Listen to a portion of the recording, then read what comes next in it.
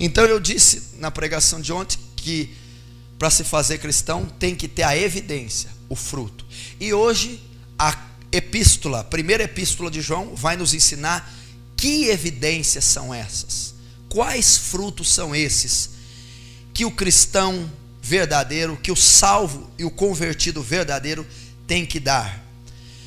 Primeiro, então, primeira evidência está no versículo 5. E esta é a mensagem que dele ouvimos e vos anunciamos, que Deus é luz e não há nele treva alguma. O que significa Deus é luz? Deus não é obscuro, oculto, desconhecido, não. Luz brilhou sobre os homens, revelou-se aos homens através da criação, através do seu Filho e através da sua palavra. A primeira evidência de um verdadeiro salvo, de um verdadeiro convertido, ele anda pela revelação que Deus o deu. Deus se revela através da Escritura, e a evidência que ele é salvo é fazer a vontade de Deus revelada na Escritura. O que significa? A palavra me foi revelada. A palavra de Deus é um compêndio doutrinário de regras, normas, preceitos, estatutos, morais, sociais, civis e espirituais. A primeira grande evidência de um verdadeiro salvo significa: ele aplica cada conceito bíblico revelado por Deus na sua vida diária.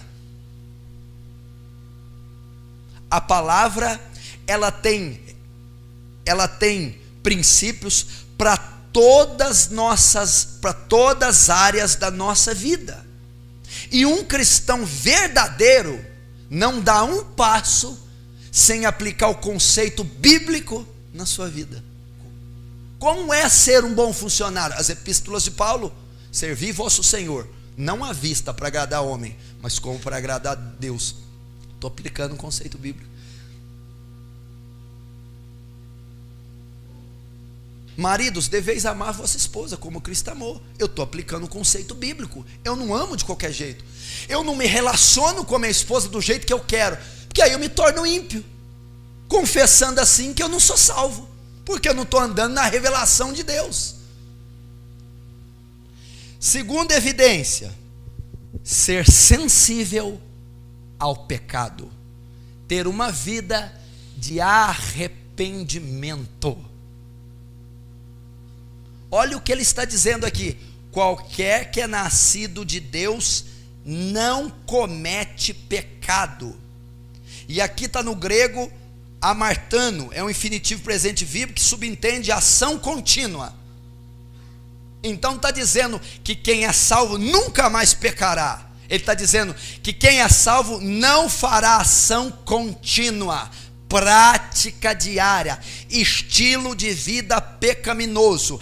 Qualquer que é nascido de Deus, qualquer que é salvo, qualquer que é convertido, não comete pecado, não tem a prática diária no pecado, não tem o pecado como estilo de vida. Por quê? Porque a sua semente permanece nele, porque o seu Espírito está nele, porque ele foi regenerado, porque é outra natureza que habita nele, é a natureza de Cristo. E se a natureza de Cristo habita verdadeiramente nele, ele não pode pecar. Por quê? Porque é nascido de novo, porque é salvo. Então o convertido, o salvo, ele não tem o pecado como estilo de vida, ele não tem o pecado como habitual, ele não tem o pecado como prática diária. E se você se diz salvo, se você se diz convertido, mas não sabe diferenciar o santo do profano, você não é salvo. Se você não é sensível ao pecado, você não é salvo. A terceira evidência: tem que andar como ele andou, como Cristo andou. Tem que ser como Paulo: sedes meus imitadores, como eu sou de Cristo. imitar a Cristo, andar como Ele. Atos 11, 26, está escrito assim na igreja de Atos: pela primeira vez em Antioquia, os discípulos foram chamados de cristãos. Por quê? Se pareciam com Cristo, andavam como Cristo, imitavam a Cristo, tinham o caráter semelhante ao de Cristo. Pastor, imitar a Cristo, andar como Cristo andou, é ser perfeito como Ele? Nós não vamos conseguir, porque a Bíblia diz que em tudo ele foi tentado, mas sem pecado. Mas vai haver um esforço descomunal em nós para imitá-lo. Nós vamos desejar ser como Ele, como o capitão da nossa salvação, como o nosso mestre. Vamos querer praticar todos os seus hábitos revelados nos 4 evangelhos. Quarta evidência: amar nossos irmãos em Cristo, andar com eles, servi-los, ter comunhão com eles, é uma evidência. Cristão que odeia outro cristão, aqui não está dizendo do próximo, de ímpios, está dizendo ama o seu irmão, irmão em Cristo, que professa a mesma fé em Cristo, os cristãos em toda a igreja do Senhor no mundo. E a quarta evidência, ele diz: aquele que diz que está na luz, aquele que diz ser salvo, mas aborrece, odeia, tem algo contra o seu irmão, até agora está em trevas. Até agora significa nunca se converteu. Mas aquele que ama seu irmão, o outro cristão, está na luz, esse é convertido. Essa é uma evidência, ele é salvo, e nele não há escândalo. Mas aquele que aborrece, que odeia, está em trevas, e anda em trevas. Está e anda, não converteu e continua não convertido. Não foi salvo e continua não salvo. Olha essa evidência. Amar está ligado à salvação. O amor está ligado à salvação. Já parou para pensar? Aquele que diz que está na luz, que é salvo, mas odeia o irmão, está em trevas, não pode ser salvo. Por quê? Porque Deus exige que tenhamos zelo com os outros membros do corpo de Cristo, que amemos os outros aos quais Ele derramou o seu sangue. Quinta evidência: santificação. Santificação. Um verdadeiro salvo cresce na santidade. Hebreus capítulo 12, 14 diz assim: segui a paz com todos e a santificação, sem a qual ninguém verá a Deus, sem a qual não somos salvos, sem a qual não somos convertidos. Santificação. Uma pessoa que diz salva, que diz crente, cresce em santidade, se santifica gradativamente, não se converte e se santifica em um dia, mas cresce diariamente, mês após mês, em santificação. Todos nós, com cara descoberta, refletindo como espelho a glória do Senhor, somos transformados de glória em glória. A santificação é de glória em glória. Aqui está dizendo que Moisés, quando subia, colocava o véu, porque Israel não podia ver a glória de Deus, se manifestava através do rosto de Moisés, se iluminava. Israel não podia olhar, porque Moisés estava como um espelho, transmitindo a glória do Senhor. Mas como que é isso?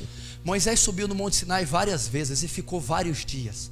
Moisés corrupto, sujo, mundano, ímpio, ele sobe e tem contato com Deus e volta, sobe e tem contato com Deus e volta. Suponhamos que o rosto de Moisés é preto.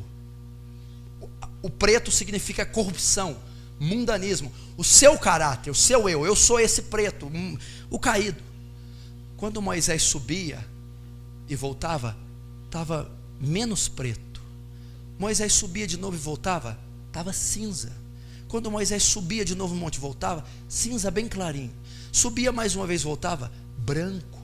subia mais uma vez transparente, subia mais uma vez reluzente, subia outra vez, já não era a sua luz, a sua natureza, não era ele, era a luz de Deus que brilhava nos homens. Então Moisés, de glória em glória, atingiu o ápice da natureza de Deus, refletindo-a como luz para os israelitas. Da mesma maneira, nós, pelo contato com Deus em oração, jejum, dia após dia, mês após mês, o nosso negrume vai desaparecendo, natureza humana ímpia vai clareando, e esse clarear é a natureza de Cristo nos santificando, um dia, 2, 1 ano, até que um dia não é mais a nossa cor escura que reflete aos homens, nossa natureza, a luz de Deus reflete em nós, como um espelho,